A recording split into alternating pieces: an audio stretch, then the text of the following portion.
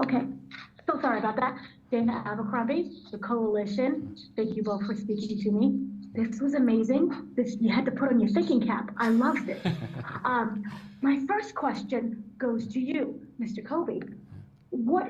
It's really interesting. What you put out was a fantastical element to something that is very serious, that is going on with, I would say, every person of color in America, and you could all around the world. But I wanted to know, how do you balance finding the right comedic moment as opposed to going straight drama? Yeah.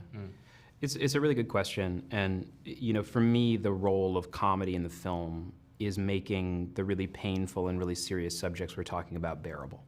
Because part of what I'm doing in this film is I'm raising my hand and I'm saying, hey, here is a defense mechanism that I, as a black man, have done, accommodating white people as a way to survive systemic racism. And it's a super embarrassing thing to say.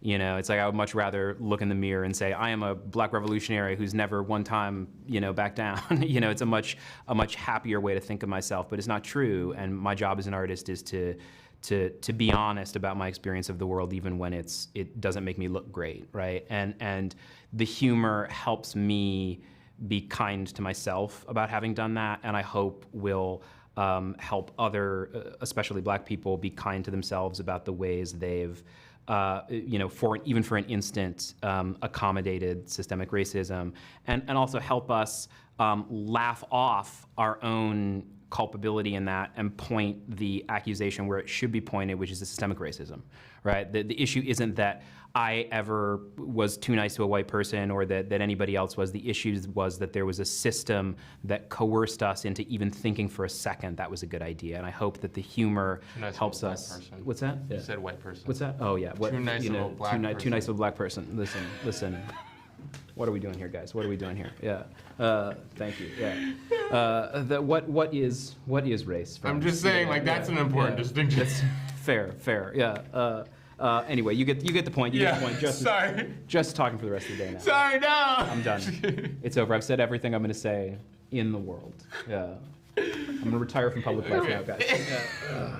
With Justin, what's interesting is you're fighting to be seen, not only just by others, but also it seems like by yourself. So it really talks about the sacrifice that has to be made for other people. Can you talk about whether or not he is even aware at first that he is sacrificing himself? Yeah, I don't think he is. I think that that's the journey of his character. I think he feels deeply uncomfortable in his body and in his skin, but he doesn't know why yet. He doesn't know, he doesn't understand the way he's internalized the messages from the outside world. He just kind of bears it as his own responsibility.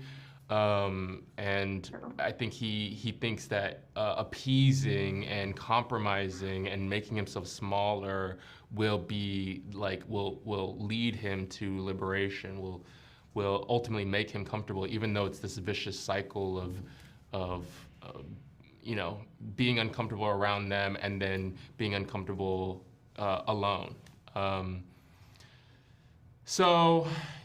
think that's the journey of the film, is that he learns how to prioritize himself and what he needs from the space. Dana? She may have frozen. Oh, great. No, she's coming up on her 4 minutes right now, so I'm just going to say thank you, Dana, for joining us today. You're back. So sorry. Dana, you froze for just a second, yeah. but that is your 4 minutes. So if you Okay. wanted to just So thank you both very much for actually, speaking you know to what, me. Dana? Thank you, Dana. Oh, I think you're getting one more. Dana, I think I've just been told. Please ask another question. It's okay. Oh, okay, wonderful. So then for the both of you, what I wanted to know is, does this make you look at the world differently? I know you are both probably aware of this, but to understand the sacrifice that people have to make to appease others, is it bring more awareness into your life of how you deal with other people? Yes, it was a big catharsis for me shooting this film. I relate to Aren so much in the sense that I think I'm just a friendly person. I lead with love, and I've had to unpack the ways in which I people please everyone, but specifically people I view as having more power than me. And coming off of this film, I I gave myself the freedom to not be so nice, like all the time, like to not accept disrespect and then like give, like when someone is disrespecting me, to like I don't always have to like take the high road and like smile and be like, okay, like I can just walk away or I can just remove myself from this situation. And yeah, it's really powerful. I thank Kobi for that. Kobi is still a pushover, but that's... He was literally just coaching me on this the other day. He like saw me having an interaction. He's like, Kobi, what was the lesson of our film? Yes! He like literally said this to me the other day, which I appreciate, I'm keeping you honest to your work, Art is healing. Thank you both so much for speaking to me. Thank you, Dana. Thank you. Yeah.